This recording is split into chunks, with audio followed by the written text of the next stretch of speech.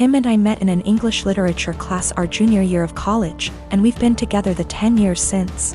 While he ended up going into IT, I stayed in the liberal arts track and ended up doing non-profit work after college when I realized I didn't actually want to be a school teacher. Just to say that we always assumed he'd out-earn me by a considerable margin. Though when he made more, I always insisted we split things evenly to avoid potential resentment down the road. I've had sort of a non-linear career path, but ended up switching to the corporate world. To make a long story short, my liberal arts degree and time doing non-profit work gave me a lot of skills that enable me to really excel professionally in some more niche areas. I recently started a new job as a consultant, making way more than I'd ever anticipated. When I got the offer, I told Tim that the pay was amazing, but he didn't ask about the actual amount, and I didn't want to be braggy about it, especially since I was fairly sure it was above his current income. Well, we just put in an application for a new place, and in the process of having to submit our pay stubs, it's become obvious that I make roughly 30% more than he does now. I expected him to think that was cool, since he's a feminist and has always been super supportive of my career. But instead he started to make increasingly harsh jabs about how I cheated the system to get where I am. That no English Lit major makes more than a cybersecurity professional without cheating somehow. His major point is that I got my first job out of nepotism, which set me up to trample more qualified people who didn't have the same advantages. It's true that I got my first post-college job after being referred by a sorority sister, but it was for non-profit work making $22K year, not exactly at somebody's daddy's firm. He also points out that at my first corporate job, I snagged a big promotion after volunteering to take on starting up the company's diversity //equity / inclusion program, and I'll admit that were I a white man, it's highly unlikely I would have been able to be the face of the eventually high-profile diversity program. Tim also notes that I was awarded a small college scholarship for being a promising female writer, when no such scholarship existed for males. But all that said, I still don't feel like I cheated the system, and it makes me angry to listen to him joke about it. Especially since I grew up blue-collar and worked full-time while going to school full-time to afford my degree.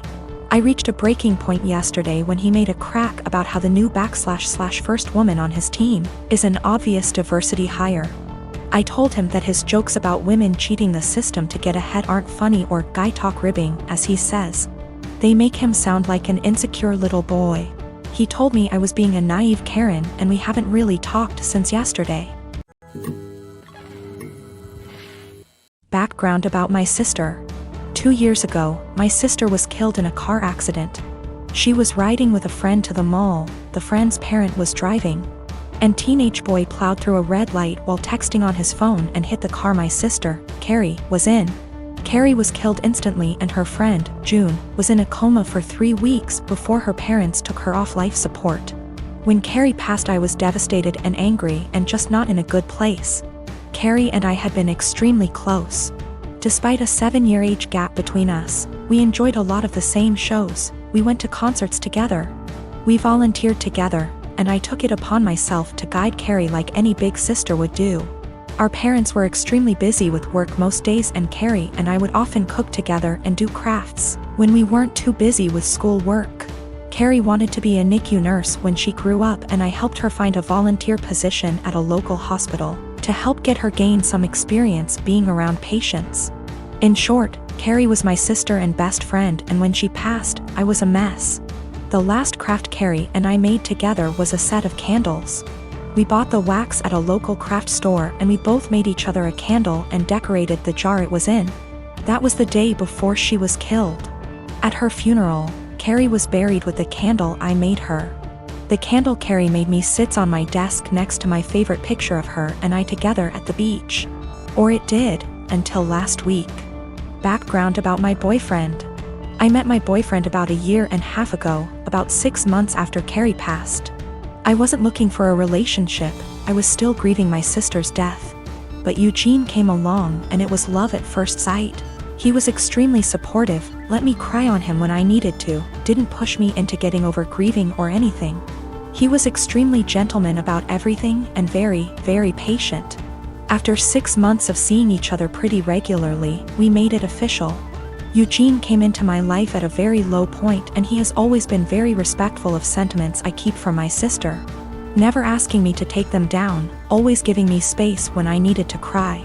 Eugene, along with most, if not all, of my friends and family know about Carrie's candle.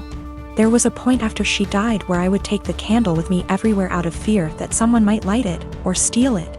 Or who knows what. The point is, that candle was and still is a very important part of my life and something that my sister made for me and me alone. When Eugene and I moved in together about 4 months ago, I packed away most of the reminders of my sister and put out the candle and picture on my desk.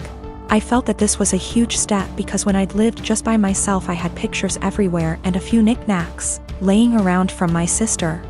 I wanted to make Eugene and I's home our home with just a small part of my sister there. Eugene understood and was very supportive. Last week, we had a massive winter storm that knocked out power. We didn't have power for 3+ days. The power was knocked out at Eugene and I's house while I was at work, which did not lose power.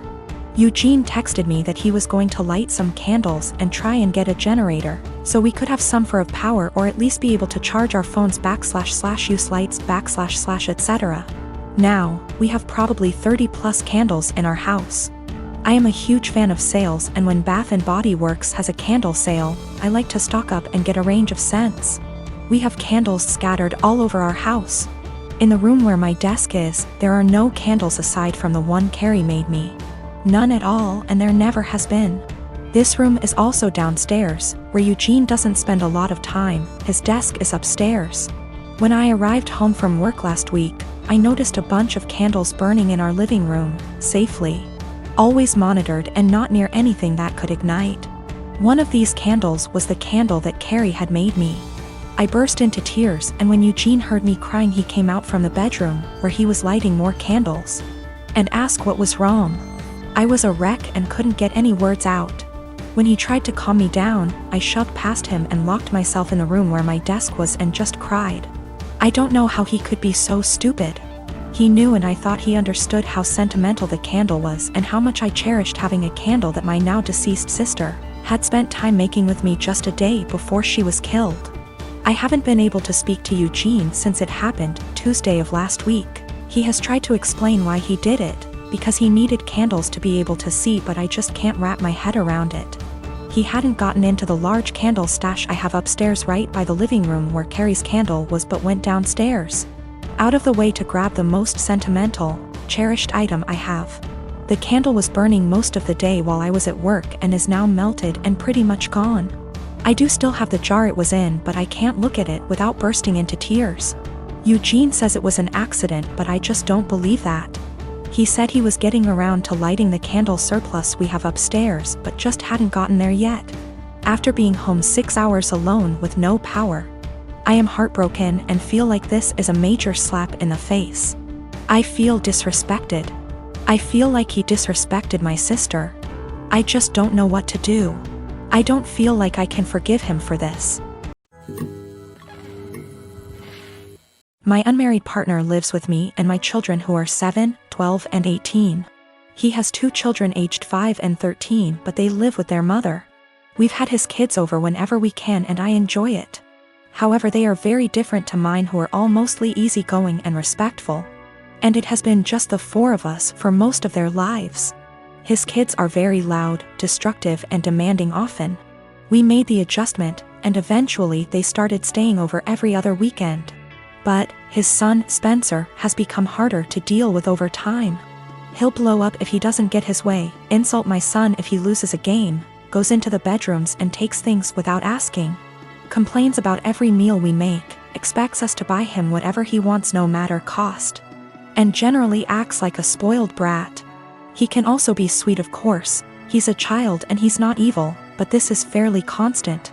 We don't let it slide, but I also want to give him benefit of the doubt. He's 13, he could be acting out for lots of reasons with a weird family dynamic, I'm sure. I try my hardest to help him feel comfortable and heard //us, but his entitlement is rampant. It started to stress my kids out, and yesterday was the last straw for me.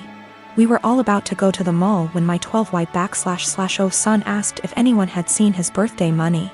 He had $100 saved, disappeared from his desk. Everyone, including Spencer, looked everywhere. Spencer even asked my son if he'd spent it and forgot, or if he'd left it at school, etc. Spencer then went outside to sit in the car alone and wait to leave. My partner went out to talk to him, which eventually led to getting him to empty his pockets. He had stolen the $100 to spend at the mall. My partner told him off, texted his mom about it and told me, then gave it back to my son. Quietly furious, we went out as planned after a talk with Spencer as to not ruin the day for the other kids. He didn't seem to feel guilty at all, even asked us to get him a $120 jacket while out. Once they were back at their mom's, I told my partner I don't want Spencer in the house anymore, at least for now.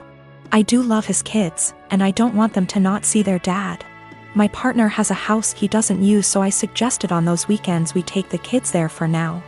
Then when any of mine aren't feeling it, they can go home and we can get some quality time, and so his kids don't have to share his attention as much. He thinks this is dramatic, an overreaction. I've told him I'm open to other ideas but won't budge from my stance. I don't want my kids feeling like they need to guard their space or to be uncomfortable in their own home. My youngest has autism and gets overstimulated with them around sometimes. He gets along W/5Y/O but needs breaks. My 12Y/O is quite anxious and 18Y/O has bipolar disorder. They're introverted, home is their safe haven and weekends are the only real free time they have. But I also don't want to be unfair to his kids. My wife and I have been together for 5 years, married for 3, and have no children.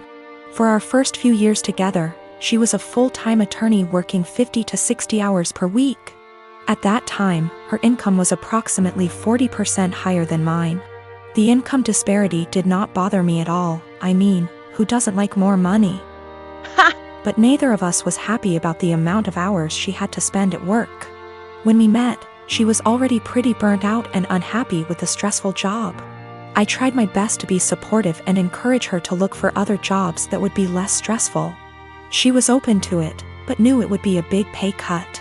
She said she would rather stick it out for a while longer so we could pay off her student loans and save money for a new house. Once the loans were gone and we had moved into our new home, she found a part-time /15HRS//WK job working from home, doing something more in line with her interests. Her stress level went way down, and so did her income. She still makes very good money, but her income is about a third of her previous job. This is absolutely not a problem financially. My income has steadily increased and she's still bringing in plenty. We are doing great and have no money problems. I have no regrets about any of it. The thing is, every once in a while, she'll mention that she feels sad that she doesn't contribute because her income is so much lower than mine. I tell her this is absolutely not true. Not only does she still have great income, but she contributes in so many other ways. Since she has a very flexible work schedule, she is able to do most of the household chores, takes care of errands during the day, does a lot of the shopping, etc. She basically keeps our household running. But I think in her mind, the work she does for our household does not make up for the loss in income. She recently found out we are eligible for health insurance through one of her attorney organization memberships. She sent me the details, but it turned out that our current plan we have through my job is still a better deal. I texted her and said I looked into it, but we should stick with what we have. When I got home from work, I could tell she was feeling down. She told me she had gotten excited at the possibility that we could use something through her work, and that she would be providing something major. She was crushed when I told her we shouldn't use it. I felt terrible. While she was working at her old job, we decided we wanted to start a family.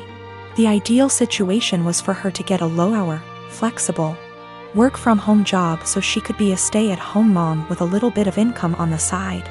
This job popped up and it seemed almost perfect for us. Unfortunately, the baby has not come as quickly as we had hoped, which we knew was a possibility. So we are kind of in limbo where she doesn't want to quit her current job or start a new full-time job, because she could get pregnant at any time.